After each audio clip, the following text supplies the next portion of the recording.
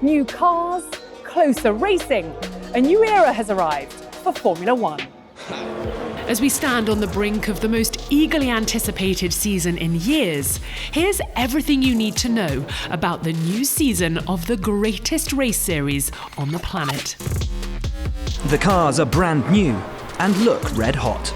Designed with cutting-edge aerodynamics, they've been created with the goal of allowing drivers to follow each other more closely. That will hopefully make for more wheel-to-wheel action than ever before, as the world's top drivers fight for supremacy on the best racetracks across the world.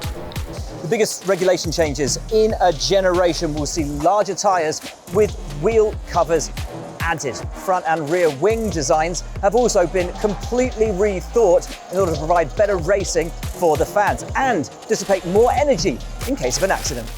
Still driven by 1.6-litre turbo hybrid power units, the most advanced and thermally efficient engines on the planet, 2022 will see a switch to E10 fuel as the sport powers its way to a more sustainable future.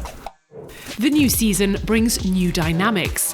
Former F2 champion George Russell finally gets his chance at a top team, replacing Valtteri Bottas at Mercedes alongside the record-breaking Lewis Hamilton. Bottas moves to Alfa Romeo, where his experience will aid Zhou Guanyu's quest to impress the world as China's first F1 race driver. Alex Albon returns to the grid with Williams, while Haas also welcome back a familiar face. Kevin Magnussen rejoins the team to race alongside Mick Schumacher. The rest of the grid remains unchanged, with new world champion Max Verstappen carrying the coveted #1 on his car, and already committing his future to the team all the way until 2028. And he's not the only one with a new long-term contract. Lando Norris has extended his deal with McLaren to the end of 2025. The reset in the regulations means teams have a better chance than ever to improve their standing for the years ahead. Some have been planning their new car for more than 2 years, and some big names are hoping to mix it at the front. Despite missing out on the driver's title in 2021, Mercedes still won a record 8th successive Constructors' Championship and remain the team to beat. The Silver Arrows are back in silver and looking ready to continue their success after a strong showing at the official pre-season test in Bahrain. A technical reshuffle has seen James Allison move into a more strategic role, with former technology director Mike Elliott stepping up to replace him as technical director. Red Bull will be aiming for a first Constructors' title since 2013, after running Mercedes close last year and claiming the Drivers' Championship. They were fast out of the blocks in 2021, and their in-season development capabilities are impressive. So Adrian Newey's team's aggressive new design should surely see them fighting near the front. We just focus on ourselves because that's the only thing we can control, and that's how we have been operating, and I think that works best. Ferrari were both fast and reliable in pre-season testing, aspiring to achieve a record 17th Constructors' Championship and 16th Drivers' title in 2022. Power unit gains have been mirrored by infrastructure improvements at Maranello, with the team's state-of-the-art simulator now online and ready to help Ferrari develop their new car. We've done all the tests that we wanted to do, which was the most important thing, and we did without major problems. It is a positive first test for this, and in terms of performance, nothing to say for now. McLaren returned to winning ways in 2021 and have been low-key about talking up their winter gains. But CEO Zak Brown and team principal Andreas Seidel have assembled a solid technical team, including the highly regarded James Key, and enjoyed a stable transition into the new era, having retained their talent amid aggressive recruitment strategies by the likes of Aston Martin and Red Bull. More success could be on the cards. It's all change at Alpine, where Otmar Safnauer moves from Aston Martin to be the new team principal, tasked with getting more out of last season's 5th place finishers. But while Esteban Ocon took a win last season and Fernando Alonso added a podium, the team struggled to keep up with the midfield leaders at times and finished a full 120 points behind McLaren.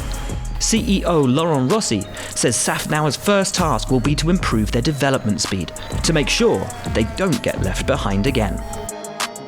Can AlphaTauri finally finish P5 in the Constructors' Championship? Team principal Franz Tost will certainly hope so. It's been his goal for years, and one Red Bull's sister team came close to last year, as Pierre Gasly had an outstanding season. But while they will continue to use parts from Red Bull technologies, these will be current spec, and therefore they won't get them as far in advance as they have been used to, as Red Bull push the limit on development before signing off on production. That could potentially make this year a challenge, but with Gasly and the ever-improving Yuki Tsunoda at the wheel, don't bet against them to keep punching above their weight. Mike Crack takes over the reins at Silverstone. The former BMW Motorsport boss, having previously worked with Sebastian Vettel back in 2006, and now hoping to take Aston Martin to new heights. A new £200 million factory is under construction, and the team's billionaire owner Lawrence Stroll has also invested heavily in talent. Red Bull's aero chief Dan Fallows and Mercedes' Eric Blandin, two of his star technical signings. They're into year 2 of their plan to get to the very top of Formula One. And their 53-time race winner Sebastian Vettel says 2022 will be the first true test for the team in green. Along with Aston Martin, Williams have made the biggest changes over the past 12 months and leapt from 10th to 8th in the standings last year. Their haul of 23 points was more than the previous 3 seasons combined, and confidence is growing at Grove. Team boss Jost Capito's organisational changes appear to be working, and their new technical team, headed by François-Xavier de Maison, are primed to attack, but retaining 8th now must be the minimum expectation, and achieving that feat, because of the high level of competition, may be harder than getting there in the first place. Much will depend on the quality of the car and how quickly Alex Albon can shake off the rust after a year on the sidelines. Fielding 2 new drivers, a 10-time Grand Prix winner in Valtteri Bottas and the first ever full-time Chinese F1 driver Guan Yu Zhou, Alfa Romeo are hoping to bounce back from a 2021 campaign which saw them finish 9th overall. Bottas will have a wealth of responsibilities. Chiefly, they need him to lead the team into the new era and beyond, and maximise development of their new chassis. Technical director Jan Monchot has been aggressive with the design of the C42, but reliability issues in pre-season have meant they haven't shown its full potential.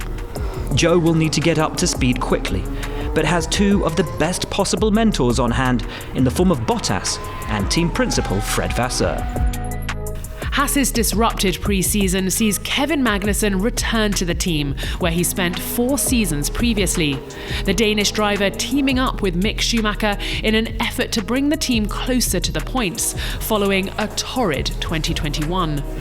Reliability concerns in pre-season didn't get them off to the best of starts, but the team have been developing their new VF22 for a long time, and team boss Günther Steiner will be hoping they reap the benefits of their early investment and recent influx of personnel from Ferrari over the opening rounds of the new season. I think we're on a good way. We're starting to understand the car, better and better, and now it's just about being, reliable, trying to learn and put the package together that we have, and that I believe that is strong right now. So it's just a matter of showing it. A record-breaking 23-race calendar stands before the world's best drivers, beginning under the lights of the Bahrain International Circuit in March and ending at twilight in Abu Dhabi in November. A brand new Grand Prix in Miami takes place in May around the Hard Rock Stadium, while classic races in Australia, Canada, Japan and Singapore all return for the first time since 2019. There are changes behind the scenes too. To assist the race director with decision making, a new virtual race control facility is being set up, very similar to the Video Assistant Referee System, or VAR, found in football. Direct radio communications between teams and the race director during the race will be removed in order to protect them from any pressure. and a new race management team has been put in place. Niels Wittich and Eduardo Freitas will act alternatively as race director, assisted by Herbie Blasch as permanent senior advisor. Unlapping procedures behind the safety car will also be sped up, meaning that we should be able to get back to racing faster following an on-track incident. The point system has also been overhauled in the event of a Grand Prix not going the full distance, meaning that ultra-short races like we saw at Spa-Francorchamps in 2021 wouldn't contribute points to the championship overall. And there's no longer a requirement for teams to start races on their Q2 qualifying tyre, following concerns that it disadvantaged those teams qualifying in the lower half of the top 10. Now all teams can choose their starting tyres freely and optimise their strategy for maximum attack. Sprint is back. The format will return at Imola, the Red Bull Ring and Interlagos, with 8 points now available for the winner, raising the stakes and creating even more drama. The Thursday pre-race press conference moves to Friday morning, and 60-minute practice sessions remain in place from 2021. Lewis Hamilton is still gunning for his 8th Formula One World Championship. If he takes it, it will move him one clear of the legend that is Michael Schumacher, while his team Mercedes are looking to take their 9th consecutive Formula One World Constructors crown. Kimi Räikkönen has retired from Formula One, and the Finn's record of 349 Grand Prix starts can be surpassed this year by his former teammate Fernando Alonso, who will hit the 350 mark sometime in September. It's set to be a stunning season of Formula One action, and we'll be here for every moment. Download the F1 app and keep across f1.com for the very latest news and video. And of course, all the action will be coming to you live on F1 TV. Do not miss it.